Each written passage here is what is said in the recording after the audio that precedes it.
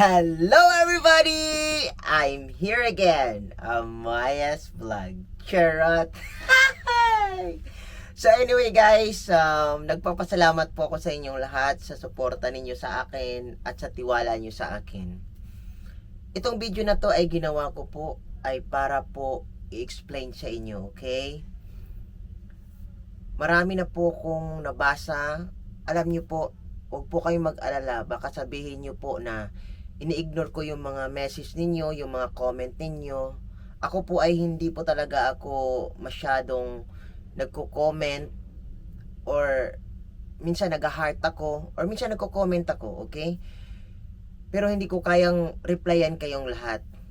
At saka ako po ay nasa barko, mahirap po ang signal po namin. Kaya hindi po ako masyadong nakapag-ano sa inyo, nakipag-interact, okay?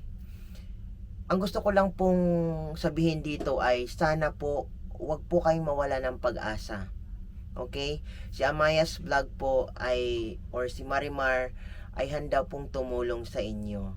Magtulungan po tayo dito.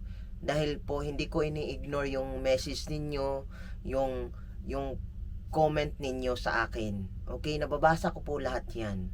At dinasal ko po sa Panginoon na sana yung mga message ninyo, yung mga comment ninyo diyan sa aking post ay magawa ko at matulungan ko kayo.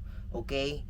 Pero sa ngayon po ay nandito po si Marimar sa barko, hindi po mahirap po yung sitwasyon niya, pero gumagawa pa rin po ako ng paraan kung paano ako makapagpasaya sa inyo.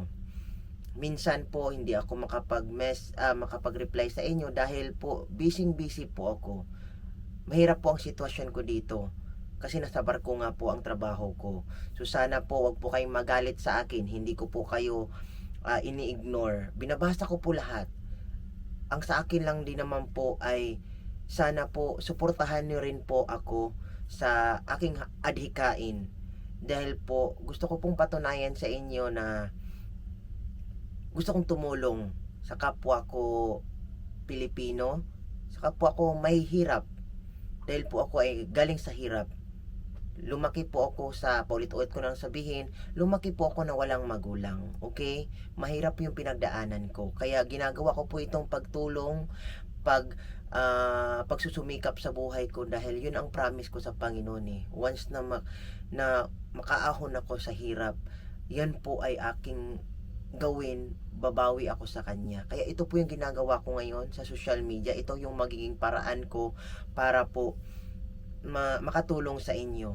Minsan po nakakarinig po ako ng salita or makabasa ako ng mga hindi magaganda sa comment na nagpapasikat ako or nagmamayabang lang ako.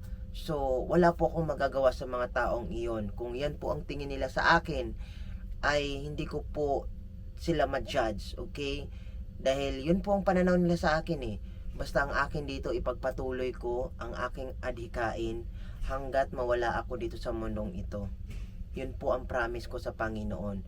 Kaya sana po kayong mga followers na naniwala sa akin, huwag po kayo sanang mawala ng pag-asa dahil ako po ay tinatry ko yung best ko. Basta ang hiningili ko lang po sa inyo na sana itong mga videos na ginagawa ko kahit walang kakwenta-kwenta, sana po i-share nyo po, mag-react po tayo, mag-comment po tayo ng tama para po ma-recognize tayo ni Meta. Okay, para po yung kikitain natin dito sa mga videos na to ay mapupunta po sa inyo yan, sa mga nag-support sa akin, sa lalo na po sa mga nag-follow sa akin. Kasi kung hindi naman po dahil sa inyong pag-share, sa pagre-react ninyo, sa pag-comment ninyo, hindi po ako makilala. Kaya po ang ginagawa ko po is yung mga followers ko ay binibigyan ko ng halaga. Yun po ang nasa akin. At saka iba rin po yung mga taong kailangan kong tulungan sa gilid, sa mga kalye, dahil po dati naranasan ko rin pong na matulog sa kalye. Kaya gusto kong makatulong din, hindi lang sa followers ko kundi sa ibang tao na walang cellphone, na walang bahay, yung mga ganun po. Kasi naranasan ko na po yun kung paano matulog sa mga gilid-gilid, sa mga especially sa Maynila. Kaya po yun ang mga gusto kong gawin na makatulong po sa kapwa ko. Kasi naranasan ko po ang hirap. Kaya sana maintindihan nyo ako. Sana wag kayong magalit. Dahil si Amaya's Vlog po ay hindi po ako magagalit sa inyo kahit anong i-message nyo po sa akin. Manghingi kayo ng tulong or kung ano man po. Kaya nga ako nandito sa social media para marinig ko ang inyong mga boses, ang inyong mga hinaing. Okay, hindi man po ako mayaman, pero I'm trying my best po talaga na makatulong sa inyo. Okay, hindi po ako nagmamayabang, kundi ibinibigay ko at isinisukli ko lang po ang tulong sa akin ng Panginoon. Sana po nawa, wag po kayong mawala ng pag-asa dahil ang Panginoon ay nandyan lang para sa atin.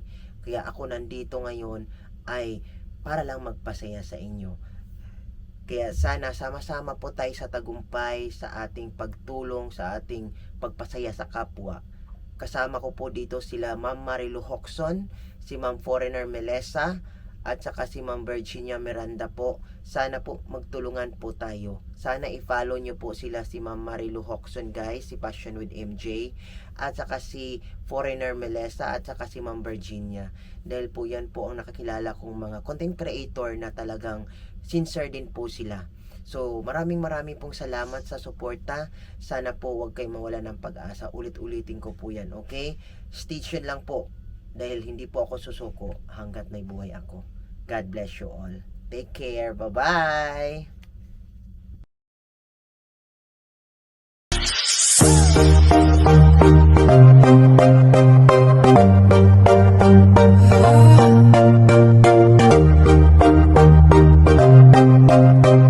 Oh